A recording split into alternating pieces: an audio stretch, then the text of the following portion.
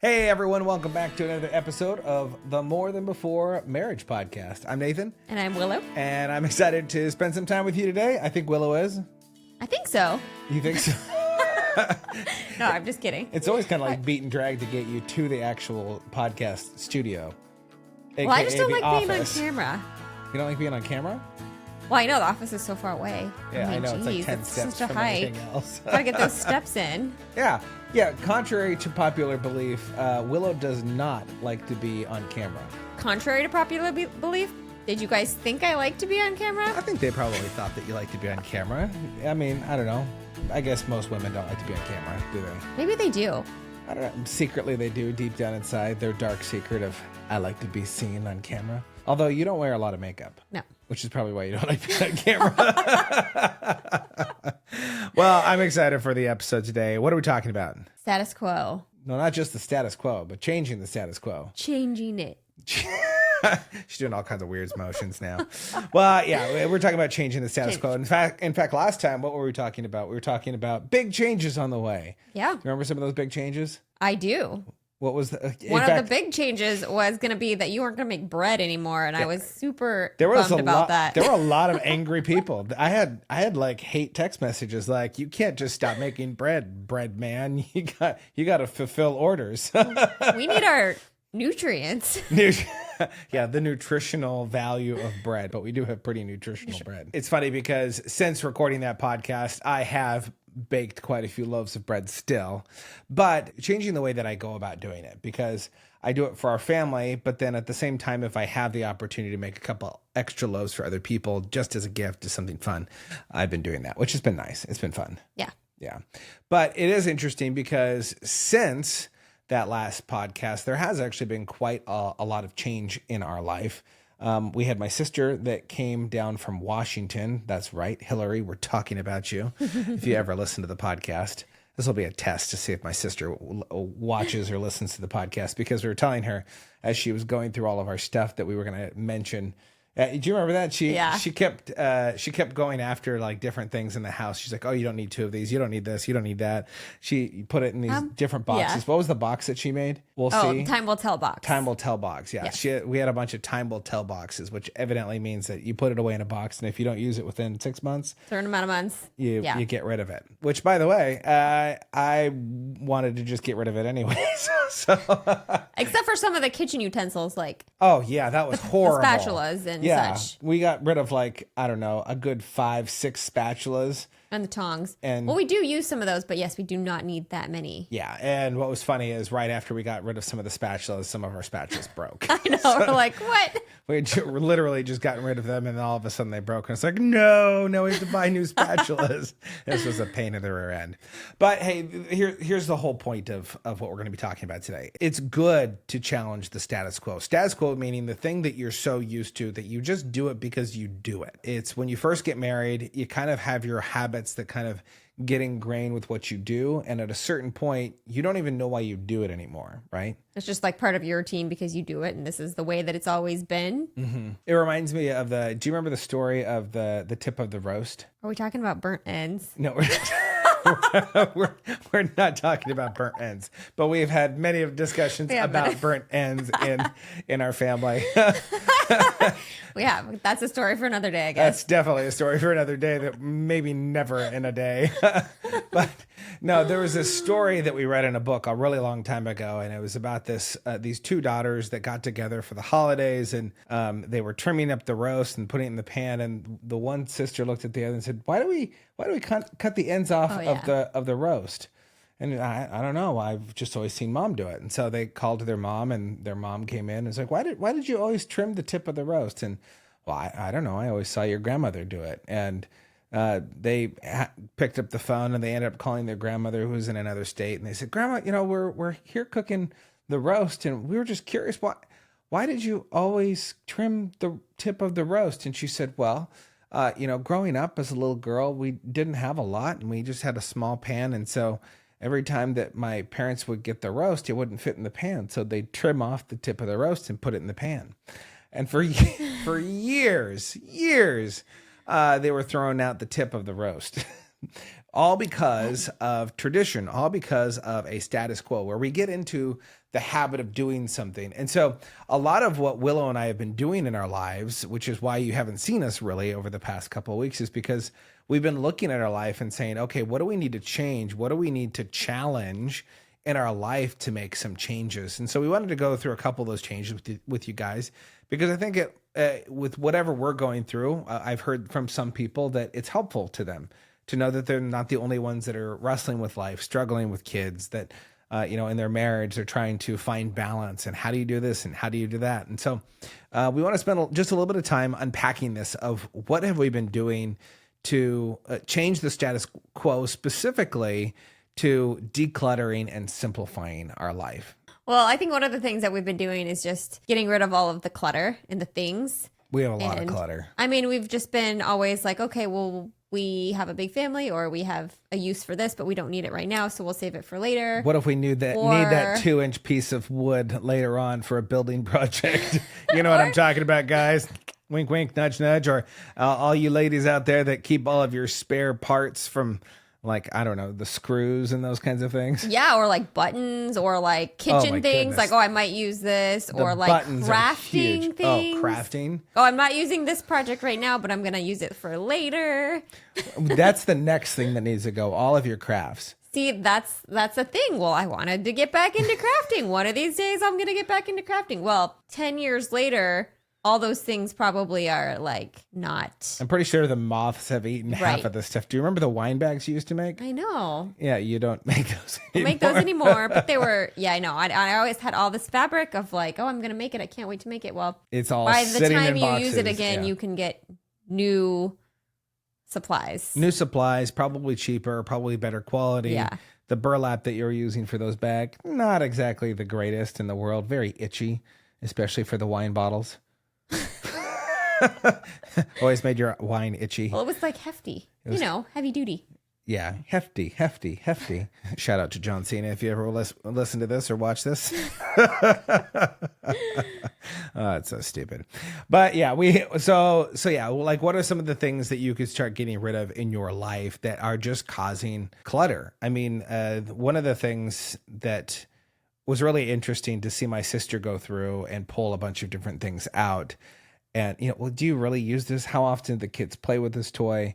And what we started to notice is as things were being removed, I don't know if you felt this, but I felt like clarity of mind came too.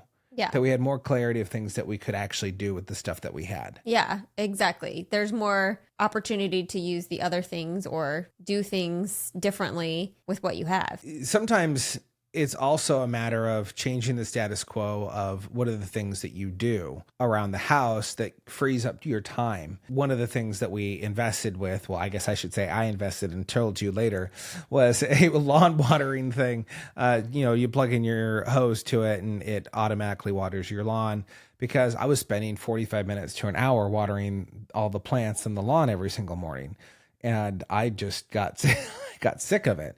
Yeah. But not only that, there's other things too that we started to look at, like our laundry. It's like decluttering things, not just things, but like routine and activity of the laundry. Was we're spending so much time washing and folding the laundry and putting it away that it's so much laundry. So much laundry. So we need to, one, get rid of some clothes, obviously, that we don't necessarily, that are growing, the kids are growing out of. We don't need to hang on to those anymore. But then also, for this period of time, being okay with, we're going to sort the clothes out by shorts, shirts, pajamas, whatever the drawer is, and just put it in. It's okay that it's not folded for right now. It's just this season of the time doing something else is more valuable than the time spent folding the laundry. And it really is important to do the first step of what you were talking about, which was to get rid of the old clothes, get rid of the clothes that you're not using, because probably 80% of the clothes that we have in drawers, and we just moved not that long ago, so we still have clothes that are in bags. Yeah. We could probably actually just get rid of half of those clothes. Yeah. We haven't used them yet. We haven't used them yet. Well, and even too, like as I was kind of reflecting on this over the past week, like I really only wear like 3 pairs of shorts that I actually really like. And there's only a certain number of shirts that I like. Like I like the athletic shirts, don't get me wrong, but sometimes I actually do need to wear something other than like an athletic shirt. Yeah. But a lot of the times I'm wearing consistently my favorite clothes. And you don't need a ton of clothes. In fact, the more clothes that you have, the more your mind gets cluttered. Because there were times where we would want to be doing something as a family and you just could not focus. You could not focus on like spending time with us because there's so many things that need to get done. Right. It's like you can see it. It's like, okay, well, I need to be doing that. I need to get that done versus being present. And then there's also that kind of status quo idea of, well, you got to fold your laundry and you got to put your laundry away and it's got to look nice and neat. And yes, to an extent it does. If you are in a professional manner that your clothes need to be like neatly pressed or ironed or something like that, which you could just hang those clothes up anyway. Yeah. But like for your kids, like how much time are you spending folding and separating kids? And the more kids you have, the more separation you have, not only because, girl, boy, but also because you have to separate from sizes. And then there's other things that go into that too. So you're just with laundry alone, you can save up so much space of just being able to put them in piles and say, okay, go put this in your underwear drawer, go put this in your shirt drawer, go put this in your pant drawer. And what's really great, it's been fun to see our youngest boy, Malachi. He's actually been going in and getting himself dressed in the morning. I don't even have to tell him. I tell the other kids, I'm like, hey, go get dressed for the day. And what is he doing? He's like, can I go get dressed too? Can I go get dressed? Yeah, you go get dressed too. And he comes in. Now, obviously, his pants are on backwards. And he has his favorite pair of jeans that he always wants to wear in the 90-degree heat. Yeah. But it really has freed up a lot of our mind. Yeah, exactly. And it's like, it's okay it's this seasonal thing again, because for now, the status quo, okay, we have to just let that go of having your drawers neat because, yes, the kids will get older and they'll be able to fold their laundry later, and we'll get into that later. But for now, putting them in is fine, and it's okay. They're not folded. Yeah. Well, we kind of want things to be in a specific way. And yes, chores are important to teach kids and responsibility. But at such a young age, you don't want them to lose out on childhood too. Right. And it's also kind of that balance piece of, well, like how much do you focus on different things, right? Exactly. It's a different way of how they're learning to do things. How are they learning by experience, or are they learning by kind of forcing things on them? Because that's something that we've always done with our kids is we try not to force them to do the chores. We kind of manipulate them into the fact of, well, I don't want you spilling the water as you take it to the table, or no, you're not old enough to touch the butter knife. And it's funny because they fight over putting the silver on the table. Yeah. I wanted to do it. I wanted to put it up there. I wanted to get the water. It's a want to. Now they want to do that. Yeah. Which is funny because we were talking about this too earlier about the idea of, we've heard people say, well, it's not a have to, it's a get to. Right. And then like one of those things that we've talked about, because yes, we're taking things out of our life. We're also introducing more things into our life, specific things that help us. And one of those things is podcasts. You and I have been listening to podcasts in the evening of just stimulating conversation that allow us to think into our life of changing different things. It's not a have to, it's not a get to, but it's a want to. And that's the attitude change of like, well, it's not just I get to do this. It's I want to do this. Yeah. Like we've created the desire in our kids that they want to do the dishes. Like they want to put their dirty dishes in the sink. Exactly. They want to put clothes away. They want to put their clothes on. They want to be independent to do those things. And so it's kind of a balance of saying, okay, well, how do we create this desire for them to want to do things? Another thing that's been really important for us too is as we've been focusing on the things that we take away, specifically the Sabbath. Now, for those of you that, aren't of the Christian faith, for us, Sabbath is really important. God created the heavens and the earth, everything in 6 days. On the seventh day, he rested. It was his Sabbath. Did God need to rest? No, but he was setting an example for all of us that it's something that we should want to do, that we should want to rest. And as a married couple, as you were saying earlier, like there's always laundry, there's always dishes, there's always, vacuuming, there's always something to do. And so you're never going to run out of things to do.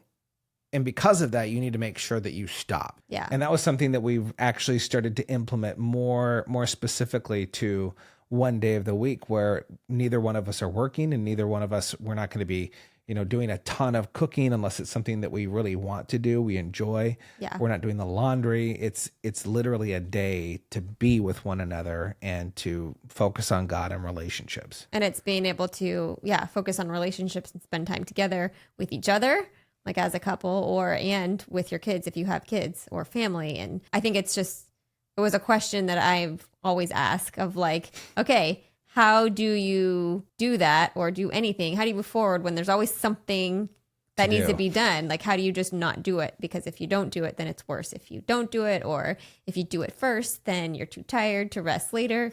And so it's just, one of those things of, okay, that question just keeps coming up. I mean, it was really difficult for you this last week when I said, hey, Sunday, we're just going to take Sabbath. We're not going to work. We're not going to do a bunch of stuff. Like if we want to do something, that's fine. But we don't need to go crazy. We're not doing the laundry. Like you struggled with that, didn't you? Yeah. Because I know that one of those weekend days, there has to be laundry done. There has to be some sort of cleaning. Well, I think in my mind there has to be. And this was the Saturday that I told you. It was like in the evening of the Saturday. I was like, hey, by the way, tomorrow's Sabbath. We're not doing anything. There's there was a pile of laundry. I saved up the laundry to do tomorrow. Yeah. If you looked at the couch, it was someone said it today. It was Mount Washmore. Oh, Mount great. Mount Washmore, which is funny because it's just because we also do cloth diapering too. So like the laundry, it's always full, even with all of the laundry that we've gotten rid of. Right, it's still full, and yet it was so refreshing just to say, hey, we're going to relax. Like on a Sunday, normally for you, you're like, hey, we got to do school with the kids. Yeah. And we didn't do school. You didn't do school. And our kids are pretty smart. I think they'll be okay. They'll be just fine. Don't start writing us letters, please. But they had a good day of, what did they do?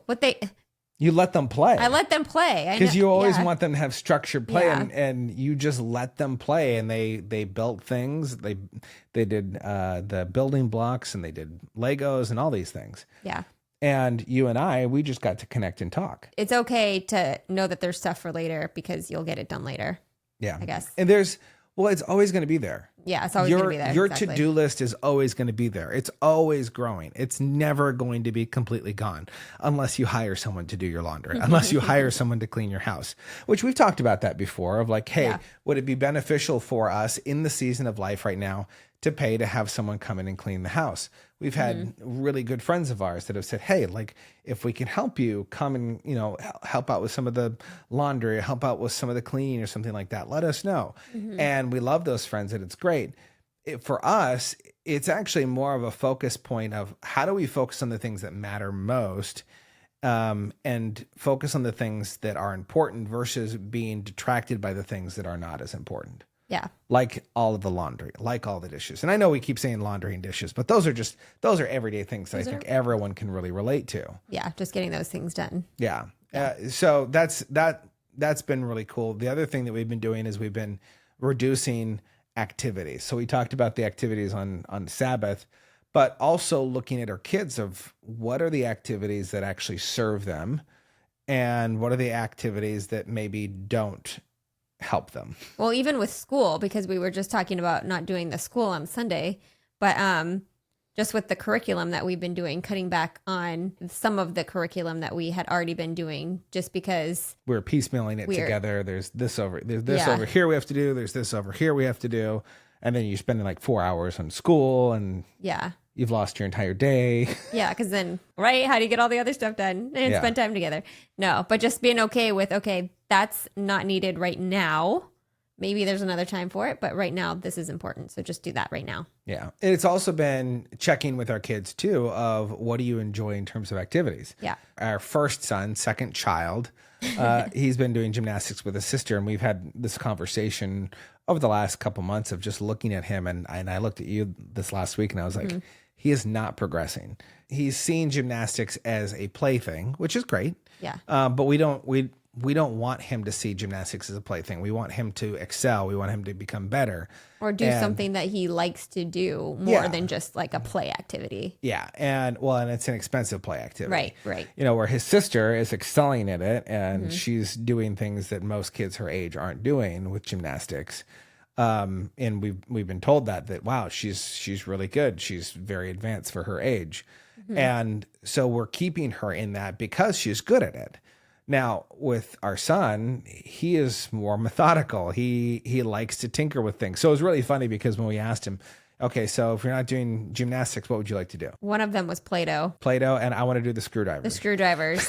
Yeah, he wants to do the screwdrivers, which is putting together like the motorcycle, putting together the car. And so finding activities that actually allow your kids to explore things that they're actually interested in versus just trying to do activities because it's an activity. Yeah, even like any sport, whether like this particular one is gymnastics, but like if you're just used to just putting your kids in soccer because that's what everybody does, or basketball because that's what everybody does. It's like, okay, well, do they want to? There's an activity piece of, okay, get them moving and get them doing things, but it's just because if you just put them in just because. Well, find something that they love, right? But also find something that they can be good at. Yeah, I think that's kind of the dichotomy that you have as a parent. Is you look at your kid, and like for example, Rylan, she wants to do baseball so bad, and I'm just like, baseball is it's not your sport, girl. I just don't think it's going to be your sport. She loves basketball. She could be a good basketball player if she gets taller. Time will tell. Yeah. I mean, there are some shorter players, maybe but yes, she's definitely not the. But she typical. she loves basketball. We just got a basketball hoop. And so all of our kids go out and they play basketball and it's great. And they're all getting exercise and they all go out and do that and they enjoy that. Are all of them going to be really good basketball players? No. Rylan is most likely going to be a gymnast if she continues down that line, unless she maybe gets a little bit taller or she finds something else that she really loves. Yeah. And so when you have kids, it's kind of this question of, okay, so what do they love? Or what do you think they would be good at and that they could excel at? Because I find that even for myself, like martial arts, I was really good with. I was good with most sports. But the sports that I really loved were the sports that I did really well. Like you loved gymnastics because you were good at gymnastics. Because once you do something well and you keep progressing, then you see benefits. And the other thing too is once you start removing activities and you start removing some of the fluff that you have in your life, it actually opens up time for other things that are more valuable. Like one of the things, and when we talk about this idea of status quo for us, when we first started having kids, one of the things we said, well, we're going to have them go to bed at 5:00 because most kids that we know do not get enough sleep. Yeah. So for a long time, our kids were going to bed at 5:00. And then once we had probably our third kid, I think is when we kind of started to push, we were like, okay, 6:00 maybe, because Rylan was getting older and we wanted her to stay up just a little bit longer because she wasn't going to sleep right away. Well, now, the clock, because it's light out and they're playing and they're running around, it's like, okay, so should we allow them to have a little bit more time in the evenings? That cuts in you and me time. Yeah. But what could we do as a family to enrich that time? Yeah. And so we started going to bed later. So we started going, well, not us. I guess technically we started going to bed later too. But the kids started going to bed later, and that has allowed us to do family worship night. Yeah, well, it allows it to be not rushed. So it's just instead of dinner, bedtime routine, make sure we're getting to bed early enough to get sleep. It's like, okay, give a little bit of time to wind down so that we can enjoy worship time so it's not rushed. Yeah. And then it doesn't turn into yelling of like, come on, stop playing around. One of the things that drives you nuts is you don't want the kids to brush their teeth right after eating. Right.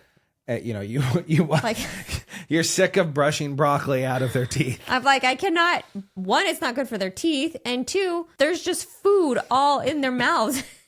Like they need to not go to bed right after they eat. Yeah, I get that too. But it's just interesting in your life, in your marriage. There are times for you both to stop and to connect. Like I don't know how often you guys stop and connect with your spouse. But something that we've been doing more often is that specifically. Like even a couple nights ago, we bought little solo stoves for friends and family for Christmas a couple years ago, and we had an extra one, and it's been sitting we had a closet full of gifts. Yeah, we had like an area that we had like gifts for Extra people gifts just in case we needed one. Yeah. And so that's just been sitting there. And I originally got it for us. I was like, oh, there's an extra one. We can use that. We never used it. And then I pulled it out this last week and I just started feeding it brush and all these different things. And all of a sudden we have this cool little bonfire. And we were talking, unfortunately, a little bit too late a couple nights ago, especially because I had to wake up. But what's interesting is because we started to make the time to connect and talk with one another and to grow with one another, we've been kind of challenging the status quo of what is life? Why do we do the things that we're doing? Do we have to continue doing this? You know, in my head, I've always been just go and get the laundry detergent from Costco. It's just easy. Laundry pods from Costco, put them in, be done. And then you start doing the research and you're like, well, these are actually better. And your cups don't taste like plastic. And I was like, yeah, they don't taste like plastic. What are you talking about? You're crazy. And then you bought these pods and we've been washing our dishes with it. And now I'm like, the water tastes better. It doesn't taste like soap. Not soap, but you know what I mean. Yeah. But it's been interesting as we've had these times to connect with one another. We've started to ask ourselves the question of, is this really what we want? Do we really want to keep going down this path? Do we really want to go down this road? And with things with my career, with things with your career, with the things of, how we raise our family, how we talk to our kids, how we discipline our kids, everything is on the table. If we're so married to the idea of the things that we've always done, we'll never have the things that we've never had. Yeah. Because we're thinking the same way that we always have. Right? Right. Exactly. You had some thoughts and questions earlier that you kind of brought up that you wanted to talk about with people. Well, yeah, like a couple questions keep coming up in my mind of like one of them being, okay, there's so many things to get done or to do. How do you be okay with not being able to do everything? And I know that sounds like a stupid question, but like obviously you can't do everything. But even as like a wife or a mom or a husband and a father, like, okay, you can't do everything. Like you can't be the one who is the good cook and is the crafty person and is able to keep a clean home and keep your yard up and be able to make special treats or be a good driver and work. Like there has to be a little bit of give and take here and there. Maybe you are the good cook, but you're not necessarily super crafty, or you want to be as the wife or the husband, or at least for the wife, you want to be able to impress your husband and do all the things well. But it's like, as long as you're trying and you know where your gifts are, I feel like that's one way to kind of focus on. But it is like you're constantly bombarded with, okay, you got to do this, you got to do that, you got to do this. And so how do you do it all? Well, I think the question is it's not about how do you do it all. It's about how do you do things well. Mm-hmm. And what are the most important things right now in your life that you could be focused on to truly get better results? Like for me, like I can be like, I'm a good cook. I can cook well. Do I want to cook? No, not necessarily. I would rather spend my time doing other things. Cleaning, I know it's important, but I don't vacuum every single week. When I see food on the floor, like, our kids are little pigs at times. Yeah. What did you say the other day? Like there's an entire salad on the floor over here. Yeah, that's true at times. And there are times where maybe you pull the vacuum out and you clean up a little bit of an area because it's a mess or it's a disaster. But that doesn't mean that you need to go crazy all the time to have the perfect house. It kind of reminds me of the proverb that we were talking about the other day and I brought up on my podcast recently. Yeah. That, what is it? Proverbs 14, verse 4, that where, well, I can remember it because where there are song. Go ahead. What's the song? Sing the song. I'm not gonna sing it. Sing the song for everyone. Where there are no oxen. No, well, that's not singing it. That's saying. This version is like the kid version. Okay, sing it. No, I'm not singing it. Sing it. Come on, let's go. Everyone wants to hear you sing because everyone thinks that I'm mean when I'm like, she can't sing. She can't carry a tune. Well, I don't want to be told, Do it. stop Let's singing. go. Come on. Just no, do it. it says, where there are no oxen, the manger is clean. Where there are no oxen, the manger is clean. It's terrible, but I hear the song in my head. Which, by the way, you should have a Bible in every house, in every room of your house. Just have an abundance of Bibles. I'm talking about reducing clutter in your house. I have like 50 Bibles. 14 verse 4. Where there are no oxen, the manger is clean. Oh, manger. Oh, manger. Stable in the CJB. But abundant crops come by the strength of an ox.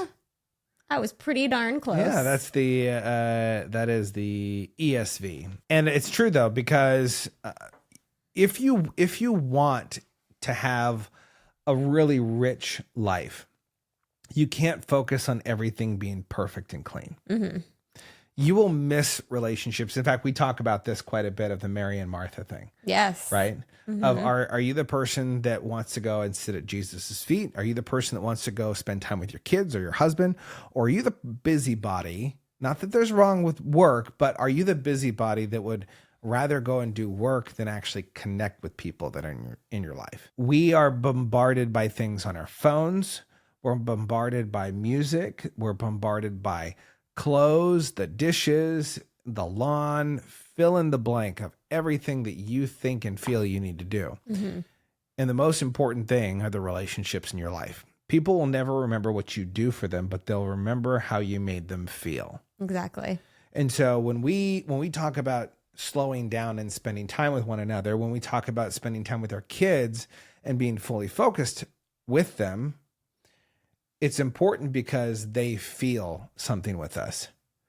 They don't feel anything with us when we're doom scrolling on our phone. They don't feel anything with us when we're just doing laundry and trying to keep the house clean. So kind of going back to what you're saying, it's important to get those things done, but in moderation, understanding that there are other things that come first before those things, because you're always going to have dirty floors. Yeah. You're always going to have a dirty dish in the dishwasher or in the sink. And it's okay. You just have to be okay with that. Be okay with your house being lived in. Yeah. Have a filthy stall every once in a while. Make sure you clean it every now and again, so you don't get disease. But but it really is important to be able to do that. Oh, someone had asked about worship. Did someone asked you about worship, right? You're kicking me under the table again. By the way, if you haven't watched the first season, you should go back because that was the moment where Willow was I was kicking you under the table. That's the best story. It's the worst story. That was a good argument. You're not supposed to address the little nudge. So why were you kicking me under the table this time when I talked about worship? About worship? Yeah. About the question? Yeah, because someone asked you about worship, right? I know. Yeah. What did they ask? Well, we don't want to call you out if you're listening again. No. Oh, seriously? No one's going to know who they are. I know. It's funny. What was the question? So someone was talking to you and they said, I loved how you talked about worship and having worship nights at your house. Yeah. What does that look like? Yeah. What does that look like for us? So, well. And if you don't care about this, we don't care. I mean, kind of like. You're going to hear it anyway. That took a moment for Willow to catch. I was thinking about how. It's like, what do you mean you don't care? Okay, so worship kind of has evolved over the different years. It's just kind of changed depending on the stages of our kids. But we started out in the morning, and we did some in the evening. But anyways, now what it looks like is. Thanks for spitting it out. Well, worship changes from time to time, and sometimes it's in the morning, sometimes it's in the evening. So as in, it's okay. Sometimes it's with a drum, sometimes it's with a banjo. Sometimes you just got to get that wash rack and just. Sometimes your husband, who can play the guitar and sing, does worship. Sometimes when he's at church, mom has to do it. Who does not know how to play the guitar or sing, it does not go over well. Yeah, that happened. Was it last week when there was a men's meeting, MEATING? Yeah. Like meet. And I came back the next day and. Well, they said, for one, Mommy, why are you playing the guitar like that? I don't do it like that. Daddy doesn't do it like that. That's because Willow just takes the guitar and she No. just strums it open This chord. time I was trying to just go dee, dee, dee, dee, dee, just a little bit, so it's not like "Grrr, this is terrible." It's just like, dee, So dee, you were dee, just dee, picking take the it- guitar? Yeah, Okay. that did not work either because You stopped at the the chords. time previously when I did worship with the kids in the morning, and like with I was trying to do all the happy songs and like strumming really loud, getting them going, and that was not good either. Since Willow's not getting to the point here of what does worship look like. I was getting there. I got Okay, go interrupted for by it. my terrible Playing? guitar and singing Singing. skills. Anyways, worship looks like we sit down on the floor and you lead us in some songs. Whether sometimes it's a couple fast songs, depending on time and like how the kids are doing. We'll do either a couple of fast songs just to get some fun songs in, and then we'll do some slower songs, or we'll just sit down and do some all slow songs just to kind of relax, wind down, Quiet soul. quiet our minds and quiet our bodies. You say soul. I say soul. You say bodies. Yeah. Yeah. So there's exactly kind of what you're saying. So we sit down. Usually I'm in a chair and have everyone else sit on the floor.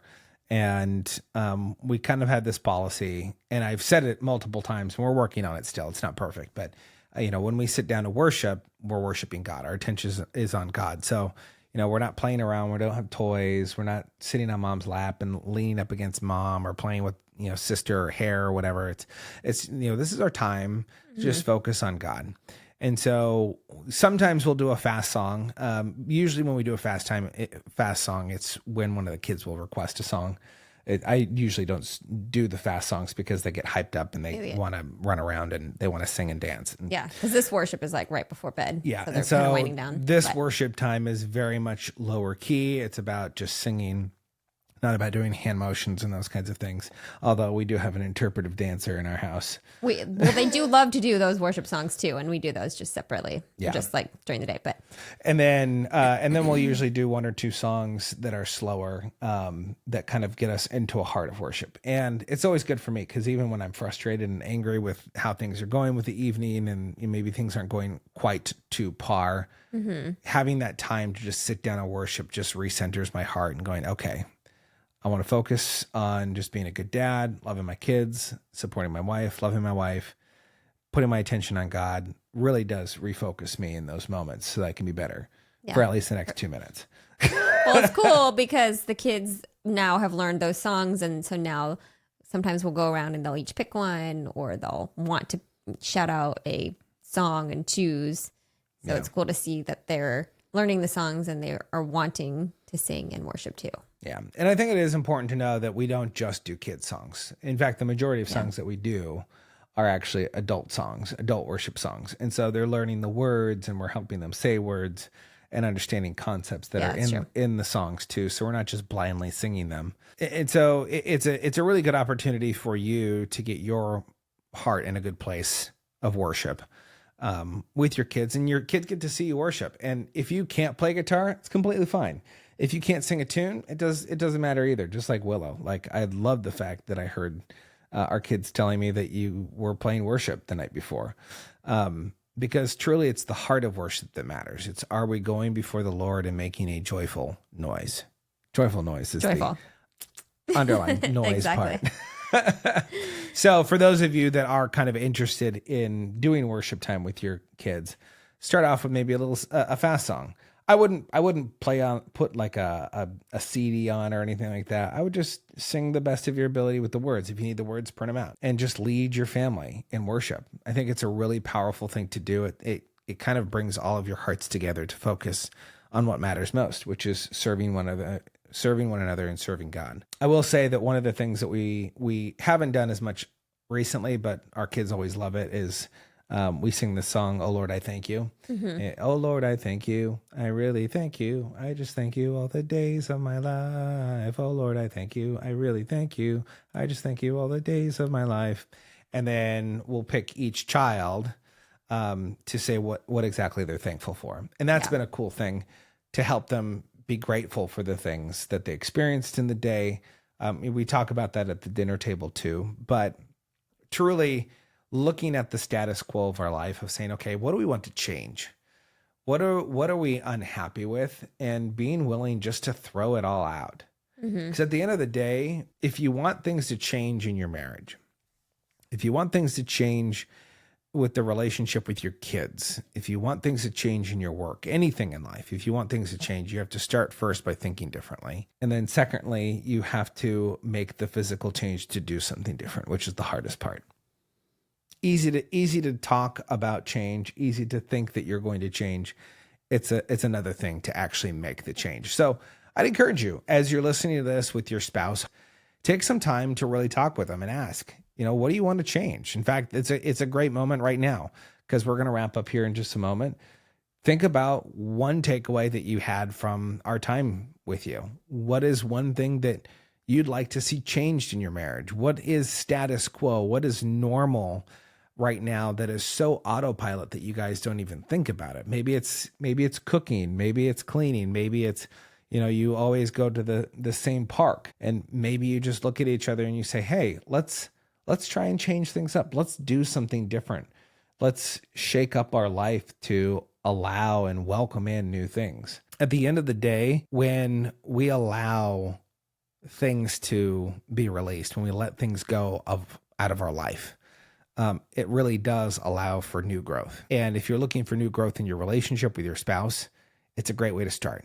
What can you let go of right now? Well, I think one thing I was thinking of, like letting go specific activities that you do.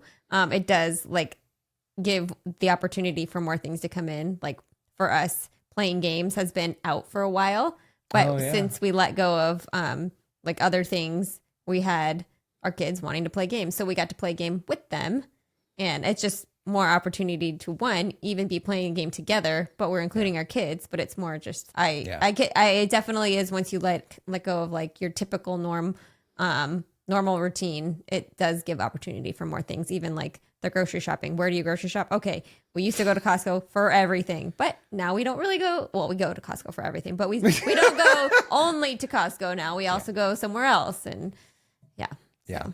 Let's not give business to those other places. Just Costco.